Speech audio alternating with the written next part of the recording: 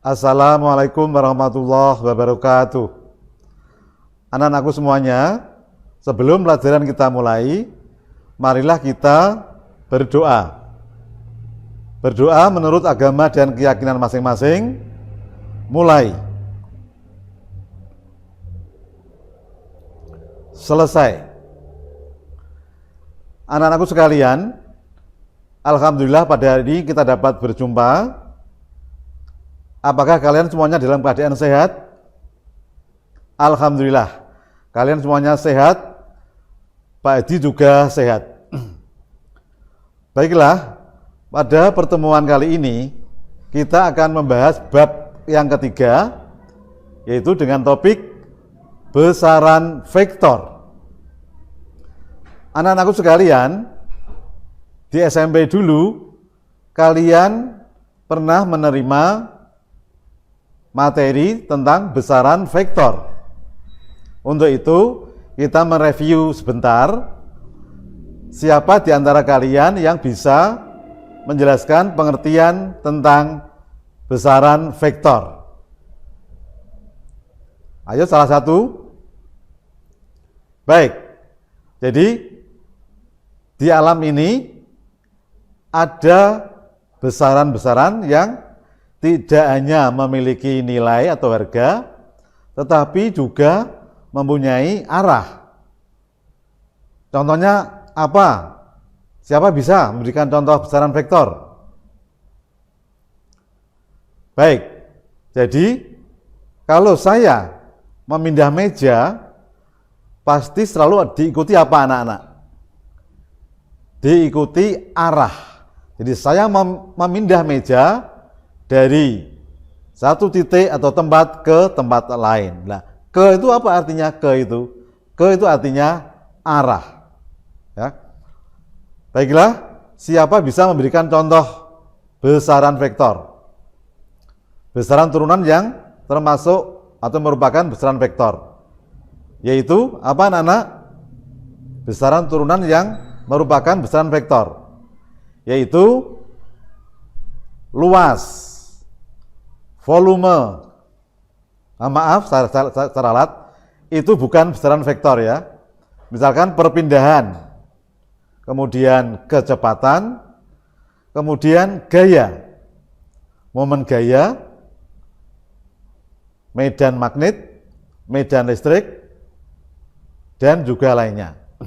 Nah, sekarang di antara kalian coba buatlah kalimat dengan menggunakan besaran vektor gaya yang menggambarkan bahwa besaran gaya itu mempunyai nilai juga mempunyai arah. Silahkan, siapa bisa memberikan contoh kalimat yang menggunakan besaran vektor gaya? Baik, saya beri contoh misalnya, Ali mendorong mobil dengan gaya 100 Newton ke arah utara. Itu adalah kalimat yang betul anak-anak. Jadi tadi sudah ditunjukkan gaya itu mempunyai besar 100 Newton, juga mempunyai arah ke utara.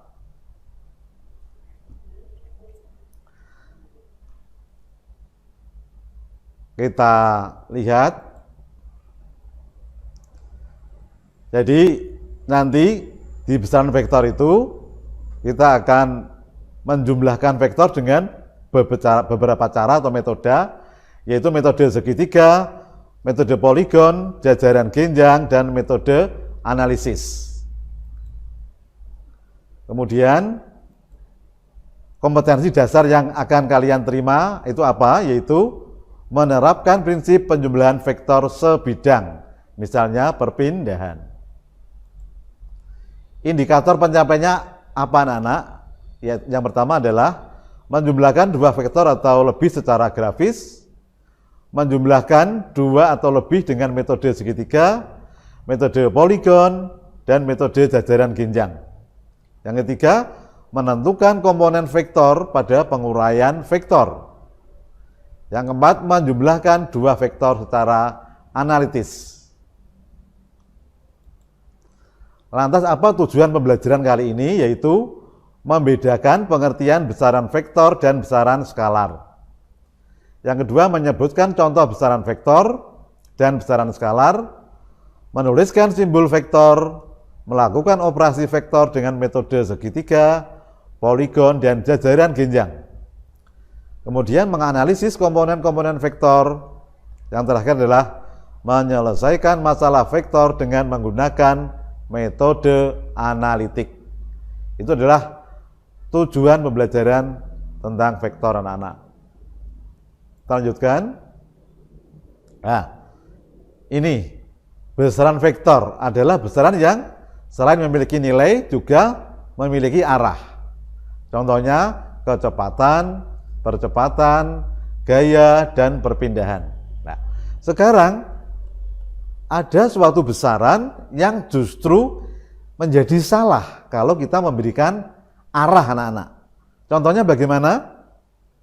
Misalnya, si Jessica belajar selama 2 jam ke atas. Betul apa salah kalimat itu anak-anak? Ya, kalimat tersebut adalah salah. Mengapa salah? Karena belajar selama 2 jam kok diberi arah ke atas. Itu menjadi tidak sesuai anak-anak. Jadi tidak semua besaran itu mempunyai arah. Jadi kalau waktu dalam hal ini saya belajar selama 2 jam ya titik, tidak boleh diberi arah. Kalau diberi arah malah salah, ya. Contoh lagi misalnya Budi membeli beras 10 kg ke Tenggara. Betul apa salah kalimat itu anak-anak? Salah. Mengapa? Karena massa itu bukan besaran vektor. Massa tidak punya arah. Maka kalau kamu beri arah malah salah. Yang betul bagaimana? Yang betul adalah Budi membeli beras 10 kg. Titik. Tidak usah pakai arah. Lantas besaran yang seperti itu dinamakan besaran apa? Besaran yang hanya dan hanya mempunyai nilai saja, tidak punya arah, yaitu besaran skalar. Ya, jadi ini sangat tegas, berbeda sekali anak-anak. Jadi besaran skalar ini besaran yang hanya memiliki nilai saja. Kalau dia diberi arah malah salah. Contohnya semua besaran pokok. Ayo disebutkan kembali besaran pokok. Yang kemarin sudah kita bahas apa saja? Ya betul, massa, panjang, waktu, suhu, kuat arus, jumlah zat, dan intensitas cahaya. Jadi itu semua tidak mempunyai arah. Nah, sekarang besaran turunan yang merupakan besaran skalar itu apa anak-anak? Yaitu luas. Pernahkah kalian mendengar kalimat ruangan ini luasnya 10 meter persegi ke timur? Tidak pernah ya? Menjadi tidak betul kalimat itu. Karena apa? Karena luas itu merupakan besaran skalar yang memang tidak punya arah anak-anak. Kemudian lagi volume. Volume satuannya apa anak-anak? Satuannya yang sering kamu pakai apa satuannya? Kamu membeli bensin titik-titik 10 titik-titik. Apa itu isinya? Liter, betul sekali. Kamu membeli bensin 10 liter. Itu adalah volume. Nah, sekarang apakah betul ada kalimat kamu membeli bensin 10 liter ke utara? Salah ya. Itulah besaran skalar anak-anak. Kemudian besaran turunan yang merupakan besaran skalar lainnya apa? Yaitu kelajuan. Jadi kelajuan itu pasangannya siapa anak-anak yang besaran vektor kelajuan itu? Yaitu kecepatan. Jadi kalau kecepatan itu punya arah, dia merupakan besaran vektor, sedangkan kelajuan ya dalam bahasa Inggrisnya adalah speedly, ya itu adalah kelajuan. Kalau kecepatan itu velocity. Kemudian lagi yang merupakan pasangan apa? Jarak, itu besaran skalar. Pasangan yang besaran vektor adalah perpindahan. kemudian usaha, energi, itu semuanya termasuk besaran skalar anak-anak. Baik, kita lanjutkan. Bagaimana menuliskan simbol besaran vektor? Ya. Jadi karena besaran vektor itu memiliki arah dan nilai, maka simbolnya seperti ini anak-anak. Jadi ada ruas garis, kemudian ujungnya ada anak panah. Ya, ujungnya ada anak panah. Ya. Nah, anak panah ini menunjukkan apa? Anak panah ini menunjukkan arah. Ya. Jadi kalau anak panahnya ini menunjukkan arah ke kanan, yang ujung ini ke kanan, berarti arahnya ke kanan. Lantas besarnya ditunjukkan oleh apa?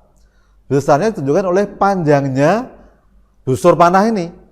Contoh, misalkan panjang sekian ini, vektor A ini 10 Newton ke kanan. Maka kalau kamu disuruh melukis vektor B yang besarnya 20 Newton dengan arah ke kanan, bagaimana? Kalau 10 Newton sekian. Kalau 20 Newton berarti bagaimana? Ya 2 kalinya. Nah, panjangnya ini menyatakan nilai atau besar. Arahnya sama. Nah, sekarang saya tanya anak-anak. Vektor A 10 Newton atau plus 10 Newton. Arahnya ke kanan. Vektor B sama dengan minus 20 Newton. Saya tanya, besar mana vektor A dan B anak-anak? Ya, banyak di antara kalian itu menjawab besar yang A, karena A itu plus 10 Newton, B min 20 Newton. Itu kalau di matematika demikian anak-anak. Jadi plus dan min itu menyatakan value atau nilai. Tapi kalau di dalam fisika tidak demikian. Jadi plus dan min itu menyatakan apa? Menyatakan arah, bukan menyatakan nilai anak-anak. Jadi kalau vektor A itu plus 10 Newton artinya besarnya 10, arahnya ke kanan, itu plus. Maka nanti kalau min ya arahnya berlawanan. Berarti kalau vektor B itu min 20 Newton artinya besarnya 20, min itu menyatakan arahnya berlawanan dari kanan tadi, berarti ke kiri. Kalau begitu vektor A dan B besar mana? Ya besar yang B. Ya. Jadi seperti itu anak-anak mengenai besaran vektor ini. Ya. Kemudian ada istilah namanya resultan vektor, ya. Dari kata result ini, result itu bahasa Inggris, itu artinya adalah hasil atau gabungan atau penjumlahan. Jadi resultan vektor artinya hasil dari penjumlahan beberapa vektor. Dari kata resultan itu huruf pertamanya adalah R, maka simbol dari resultan vektor itu adalah huruf R besar, atasnya diberi simbol busur panah, ya, seperti itu. Itu adalah cara menyatakan atau menuliskan simbol dari besaran vektor anak-anak. Ada pertanyaan sampai sini? Silahkan. Baik, kalau tidak ada kita lanjutkan tentang bagaimana menjumlahkan vektor dengan beberapa metode. Baik, sekarang yang pertama kita bahas menjumlahkan vektor dengan metode segitiga. Nah, ini ada syaratnya anak-anak. Jadi syaratnya harus hanya dan hanya 2 vektor. Jadi kalau ingin menjumlahkan vektor dengan cara segitiga, maka vektornya hanya boleh 2 saja anak-anak. Caranya bagaimana? Kamu lihat. Ini ada vektor A, perhatikan semuanya, arahnya ke atas, seperti ini. Besarnya sepanjang ini ya, anak-anak ya. Kemudian vektor B diberi garis merah ini. Arahnya seperti ini. Panjangnya atau besarnya seperti ini. Nah, sekarang kamu disuruh A plus B. A dijumlahkan dengan B atau vektor A dijumlahkan dengan vektor B. Bagaimana dengan cara segitiga? Caranya dilukis vektor A, vektor yang pertama ini A plus B, berarti vektor yang pertama itu A. Kita lukis vektor A persis seperti aslinya, baik arah maupun panjangnya seperti ini. Setelah itu diteruskan vektor kedua dari ujung vektor A dengan arah dan panjang atau nilai yang sesuai dengan aslinya. Dari ujung vektor A ditarik vektor B seperti ini. Kemudian vektor resultannya atau hasilnya mana anak-anak? Yaitu dari pangkal vektor A ditarik garis ke ujung vektor B. Yang hijau ini merupakan resultan dari vektor A plus vektor B. Sekarang bagaimana kalau vektor B ditambah vektor A? Maka vektor B-nya dulu yang dilukis. Vektor B ini hijau, kamu lihat. Arah dan panjangnya menyesuaikan. Ya, vektor B ini merah ini. Kemudian dilanjutkan dengan vektor yang kedua yaitu vektor A. Digambar vektor A ke atas, panjangnya menyesuaikan. Kemudian resultannya dari mana? Dari pangkal vektor B ditarik ke ujung vektor A, seperti ini. Ini adalah vektor R. Terlihat bagaimana anak-anak? A plus B dengan B plus A? Terlihat bagaimana? Ya, betul. Sama besar anak-anak. Jadi, di dalam penjumlahan vektor dengan cara segitiga, kamu lihat A plus B, vektor A ditambah vektor B sama dengan vektor B ditambah vektor A. Apa nih artinya anak-anak? Kebalikan ya. Nah, di dalam matematika istilahnya adalah hukum komutatif. Jadi penjumlahan vektor dengan cara segitiga itu berlaku sifat komutatif penjumlahan. Komutatif itu bahasa gaulnya adalah dibolak-balik sama anak-anak. Kita lanjutkan metode poligon. Poli itu banyak, nah, poligon artinya banyak segi anak-anak.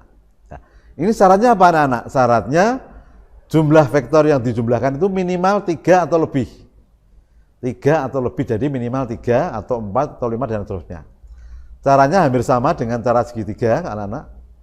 Misalkan ada 3 vektor A, B, dan C. Kamu disuruh menjumlahkan vektor A tambah vektor B tambah vektor C. Caranya, lukis vektor A, arah dan panjang menyesuaikan, seperti ini. Diteruskan vektor B, ya, arah dan panjang menyesuaikan, seperti ini. Dilanjutkan dengan vektor C, arah dan panjang menyesuaikan. Mana resultannya? Ditarik dari titik pangkal vektor A ke ujung vektor C. Ini adalah A ditambah B ditambah C. Ini adalah vektor R-nya. Dalam penulisan secara matematis dapat ditulis seperti ini anak-anak. Vektor resultan R sama dengan dalam kurung A plus B plus vektor C. Kemudian bagaimana kalau penjumlahan vektor C ditambah vektor B ditambah vektor A? Dengan cara yang sama, yang pertama adalah vektor C. Ditarik atau digambar persis seperti ini. Vektor C, teruskan vektor kedua vektor B, diteruskan vektor A, hasilnya adalah ditarik dari pangkal vektor C ke ujung vektor A. Hasilnya R sama dengan C plus B plus A. Ditulis C plus B dalam kurung ditambah vektor A. Terlihat bagaimana anak ini? A plus B plus C sama dengan, apakah sama dengan C plus B plus A? Terlihat bagaimana ini? Betul. Jadi sama ya anak-anak. Jadi vektor A ditambah vektor B dalam kurung ditambah vektor C sama dengan vektor C ditambah vektor B dalam kurung ditambah vektor A. Ini dinamakan sifat asosiatif penjumlahan. Jadi pada poligon, pada cara poligon ini berlaku sifat asosiatif. Ada pertanyaan anak-anak? Kita lanjutkan. Dengan cara metode atau cara jajaran genjang. Nah ini syaratnya apa? Ada syaratnya anak-anak. Syaratnya vektor yang dijumlahkan hanya 2, lebih tidak bisa. Ya. Syarat yang kedua adalah kedua vektor itu harus mempunyai titik tangkap yang sama anak-anak. Jadi kalau segitiga tadi kan diteruskan ya, dia tidak punya titik tangkap yang sama. Tapi kalau jajaran genjang titik tangkapnya sama ini. Ini vektor A, vektor B, titik pangkalnya sama. Dikatakan titik tangkapnya sama. Kemudian bagaimana cara menjumlahkan dan melukisnya? Caranya dari ujung vektor A ditarik garis putus-putus sejajar vektor B. Ini merupakan proyeksi vektor B. Dari ujung vektor B ditarik garis putus-putus sejajar vektor A. Kemudian kedua ujungnya bertemu di sini, ditarik dari titik pangkal atau titik tangkap vektor A dan B ke ujung dari proyeksi vektor A dan B. Yang merah ini merupakan vektor R, resultan. Berapa besarnya anak-anak? Vektor resultan R sama dengan akar A kuadrat plus B kuadrat plus 2 kali A kali B kali cosinus theta. Ini rumus umumnya seperti ini. Lantas kamu lihat, antara vektor A terhadap vektor R itu membentuk sudut theta 2, antara vektor B dengan vektor R itu membentuk sudut theta 1, vektor A terhadap vektor B itu membentuk sudut theta. Jadi sudut itu di dalam fisika itu menyatakan arah anak-anak. Nah, arahnya bagaimana? Arahnya dengan perbandingan sinus anak-anak, yaitu R per sinus theta. Ya, karena R ini resultannya, maka dibanding sinus sudut yang mengapit A dan B. Kemudian vektor A per sinus theta 1, yaitu sinus sudut yang berhadapan dengan proyeksi vektor A, sama dengan B per sinus theta 2.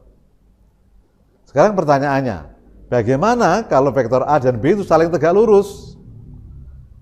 Yang A ini tegak ke atas, yang B mendatar ke kanan. Saling tegak lurus berarti sudutnya berapa anak-anak? Sudutnya 90 derajat. Ayo, di antara kalian, siapa bisa menyebutkan nilai daripada kosinus 90 derajat anak-anak? Ada yang bisa? Silakan, absen nomor 10 menjawab. Baik. Betul anak-anak. Jadi cos 90 itu adalah 0, nilainya adalah 0. Nah, kalau kita masukkan di rumus yang umum ini, akar A kuadrat plus B kuadrat plus 2A kali B kali cos 90 itu 0. Berarti menjadi ini 0 semua kan? Sehingga rumusnya menjadi R sama dengan akar A kuadrat plus B kuadrat saja. Masih ingat anak-anak di SMP dulu ini rumus apa anak-anak? Ayo, R sama dengan akar A kuadrat plus B kuadrat. Ini rumus apa anak-anak? Betul sekali, adalah rumus Pythagoras anak-anak. Nah. Ada pertanyaan mengenai penjumlahan vektor dengan cara jajaran gini yang? Baiklah, kalau tidak ada pertanyaan kita lanjutkan.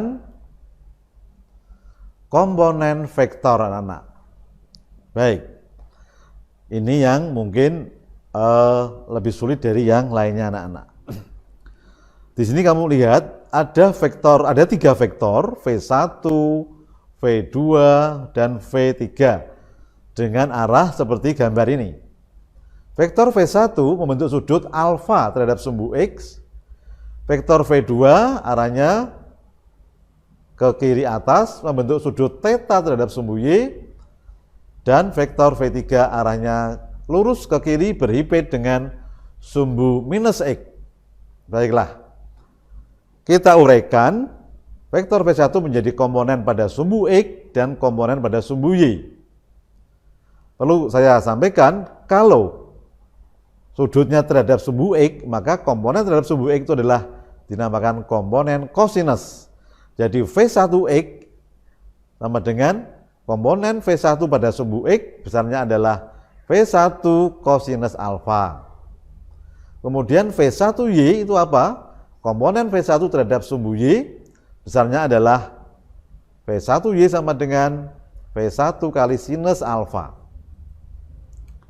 Sekarang V2 sudutnya terhadap sumbu Y, maka V2Y adalah komponen kosinus, berarti V2 cos theta. Sedangkan V2X, kamu lihat ke kiri arahnya ya, ke kiri berarti dia nanti minus V2 sin theta. Sedangkan V3 dia hanya punya komponen atau arah pada sumbu X saja, sehingga dia V3Y-nya adalah 0. Kita lanjutkan.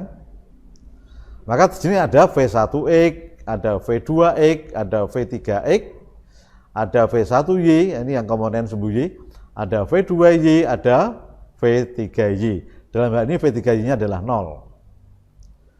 Maka nanti kita akan mencari sigma atau jumlah masing-masing komponen pada sumbu X dan sumbu Y, anak-anak. Ya. Jadi sigma artinya jumlah. Jumlah komponen pada sumbu X adalah V1X ditambah V2X tambah V3X.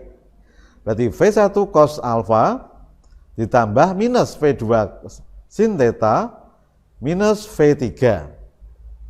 Sedangkan pada sumbu Y, sigma Y adalah V1 sin alfa plus V2 cos theta plus V3Y-nya adalah 0, tidak ada di sini. Kemudian ada tangen beta, itu adalah cara ngitungnya, ini menyatakan arah daripada resultan. Resultannya berapa anak-anak? R-nya, caranya ngitung bagaimana?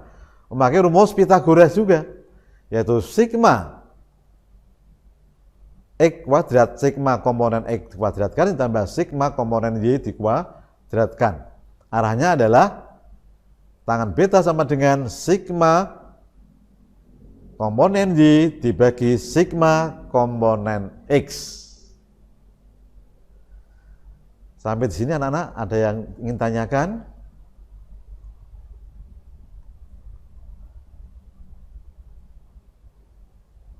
Baiklah. Nanti terlalu banyak ya anak-anak, kalau kita teruskan lagi, maka pertemuan kali ini kita batasi sampai di sini. Tapi sebelum kita tutup, mungkin ada pertanyaan dulu. Silahkan. Baik.